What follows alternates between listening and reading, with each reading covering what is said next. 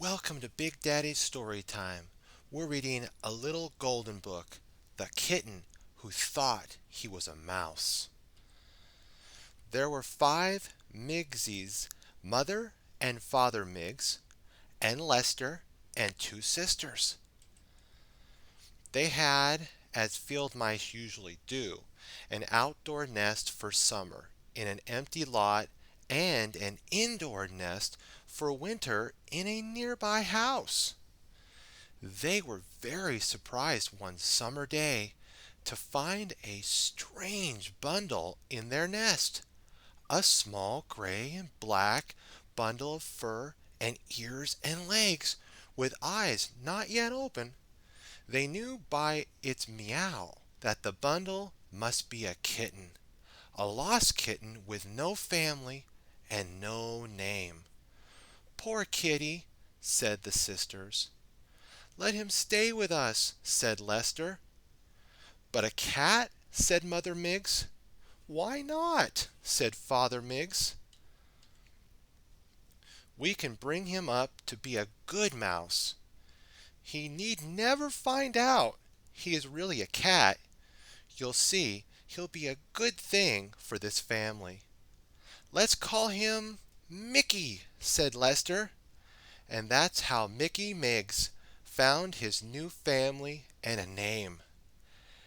After his eyes opened, he began to grow up just as mice do, eating all kinds of seeds and bugs and drinking from puddles and sleeping in a cozy pile of brother and sister mice. Father Miggs showed him his first tomcat at a safe distance and warned him to keep away from all cats and dogs and people. Mickey saw his first mousetrap, "the most dangerous thing of all," said Mother Miggs when they moved to the indoor nest that fall. Mickey became useful in fooling the household cat Hazel. He would hide in a dark corner and then meow, meow, he'd cry. Hazel would poke around, leaving the pantry shelves unguarded while she looked for the other cat. That gave Lester and his sisters a chance to make a raid on the leftovers. Poor Hazel! She knew, she heard, even smelled another cat, and sometimes saw a cat's eyes shining in a corner, but no cat ever came out to meet her. How could she know that Mickey didn't know he was a cat at all, and that he feared Hazel as much as the mouse's mouse would? And so Mickey Miggs grew, became a better mouse all the time, and enjoying his life. He loved cheese, bacon, and cake crumbs. He got especially good at smelling out potato skins and led the sisters and Lester straight to them every time. "A wholesome and uncat-like food," said Mother Miggs to Father Miggs approvingly. "Mickey is doing well." And Father Miggs said to Mother Miggs, "I told you so."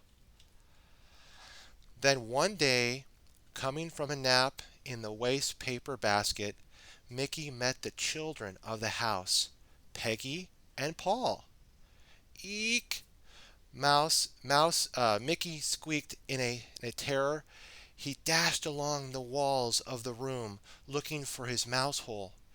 "It's a kitten!" cried Peggy, as Mickey squeaked through the hole and squeezed through the hole. "But it acts like a mouse," said Paul. The children could not understand why the kitten had been so mouse-like, but they decided to try to make friends with him anyway.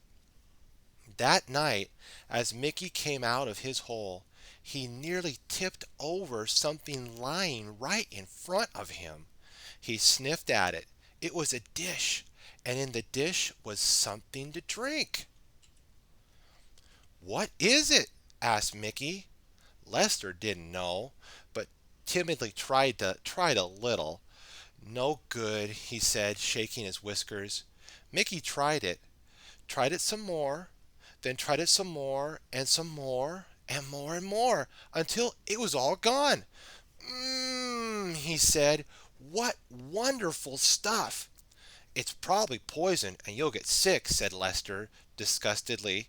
But it wasn't poison, and Mickey had a lovely feeling in his stomach from drinking it. It was milk, of course, and every night that week Mickey found a saucer of milk outside that same hole. He lapped up every drop. He drank it.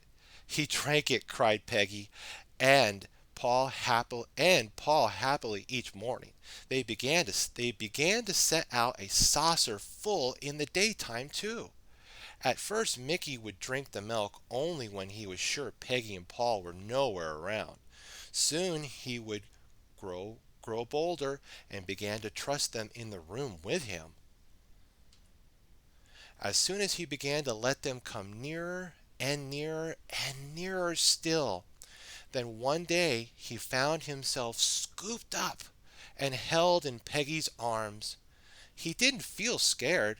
He felt fine, and he felt a queer noise rumbling up his back and all through him. It was Mickey's first purr. Peggy and Paul took Mickey as to a shining glass on the wall and held him close in front of it. Mickey, who had never seen a mirror, saw a cat staring at him there, a cat in Paul's arms where he thought he was. He began to cry, and its cry, instead of being a squeak, was a meowing wail. Finally, Mickey began to understand that he was not a mouse like Lester and his sisters, but a cat like Hazel. He stayed with Peggy and Paul that night, trying not to feel afraid of his own cat self. He still didn't quite believe it at all, however, and next morning he crept back through his old hole straight to Mother Miggs. "Am I really a cat?" he cried. "Yes," said Mother Miggs sadly, and she told him the whole story of how he was adopted and brought up as a mouse. "We loved you and wanted you to love us," she explained, "and it was the only safe and fair way to bring you up." After talking with Mother Miggs, Mickey decided to be a cat in all ways.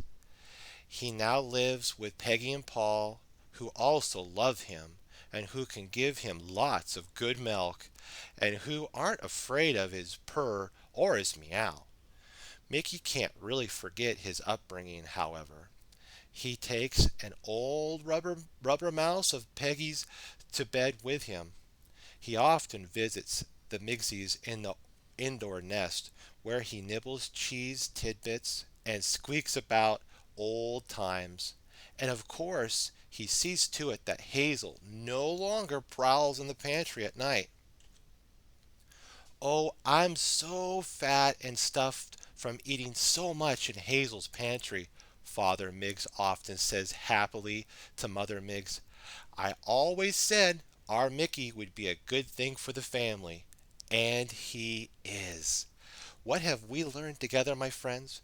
We have learned from Mickey and the Miggs that being the special person you are is a priceless thing. Also, we learned that family and love from family is priceless. Be sure to like, favorite, and subscribe. Stay tuned for more Big Daddy Story Time.